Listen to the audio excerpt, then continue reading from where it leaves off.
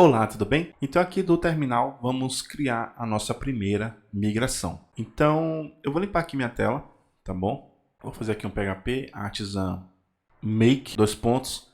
Anteriormente a gente gerou um controller, viu make dois pontos controller e para migração. Então para migração a gente vai ter o make dois pontos migration.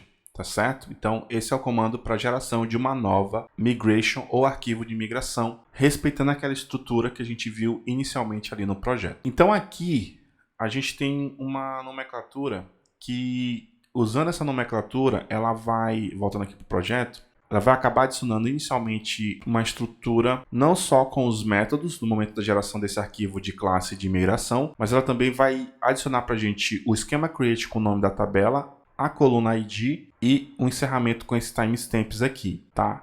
Então, como que a gente respeita esse padrão para ela poder já trazer essas adições sem eu precisar ter que codificar inicialmente? Então, vindo aqui, eu coloco o seguinte, ó, create, underline events, underline table. Quando o Laravel vê esse tipo de nome para arquivo de migração, ele vai entender que a tabela é events, e aí ele já vai trazer preenchido para a gente o esquema create events até essa linha do ID e finalizando com timestamps e o fechar, tá, do método create aqui pra gente, tá bom? Então, eu vou gerar aqui para você entender, tá? Vou dar um enter aqui.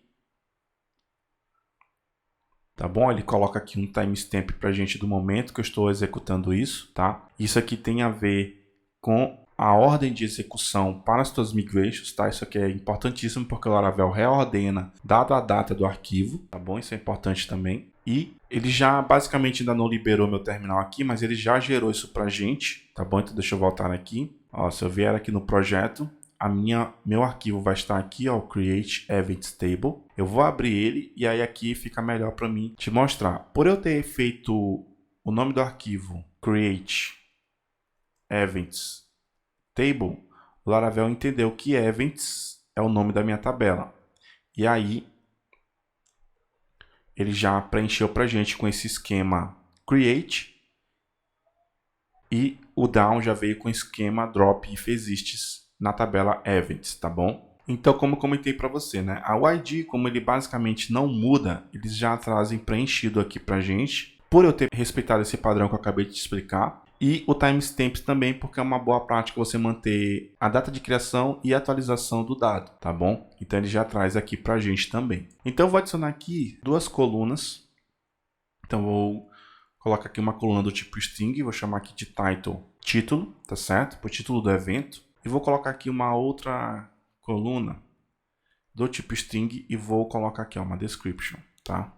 Uma coluna aqui para o título e a description do evento, tá bom? Isso aqui a gente vai evoluir bastante essa tabela events aqui para esse primeiro bloco de conhecimento do curso, não necessariamente esse módulo, mas o primeiro bloco geral do curso, tá? Com os conhecimentos iniciais do framework, etc. Mas por enquanto eu vou manter essas duas colunas, tá bom? Título e descrição, certo? Então a nossa tabela vai conter uma coluna ID, uma coluna título, né? Title aqui, uma coluna description, e aí por conta desse timestamps, ela vai ter uma coluna created at e updated at. Tá certo? Então essas vão ser as colunas aqui da nossa tabela que nós estamos criando aqui de forma programática, tá bom? Então, para me executar isso, como é que eu faço? A gente já conhece o comando. Eu posso, normalmente, vir aqui fazer um PHP artisan migrate. O que vai acontecer? O Laravel vai ler os dados dessa coluna de migrations, vai verificar quais arquivos foram executados e, dado a existência de novos arquivos, ele executa só os novos arquivos em relação aos que já estão registrados naquela tabela migrations.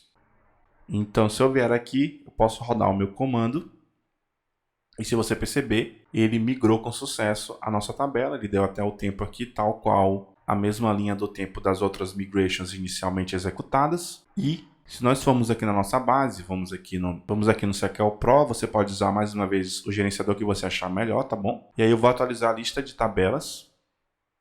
E se você perceber, eu tenho aqui a minha tabela eventos criada com sucesso, tá certo? Então, eu poderia fazer, nesse momento aqui, migração para X tabelas que eu precisasse para esse momento e todas essas novas migrações seriam executadas de uma vez, dado que elas não estivessem registradas na tabela Migrations, tá bom? E aí, por exemplo, se eu vier na tabela Migrations, você vai perceber aqui que foi como executou com sucesso a criação da tabela Eventos por meio da migração, ela já foi registrada aqui e o lote dela foi o lote 2, tá? Mais uma vez, esse lote ali é importante também e o registro da migration executada nessa tabela também é importante até para não ser executada novamente uma migração que já foi executada no passado e, consequentemente, não ter conflito, erro e etc.